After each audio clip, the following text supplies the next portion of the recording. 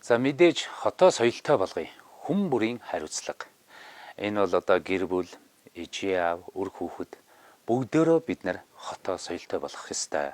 Хүн бүрийн хариуцлага, үүрэг. Мэдээж бүх хүүхэд багчууд, үр хүүхдээ залуучууд маань энэ урайнд ор бүгдөө сайхан нэгдэх хэрэгтэй.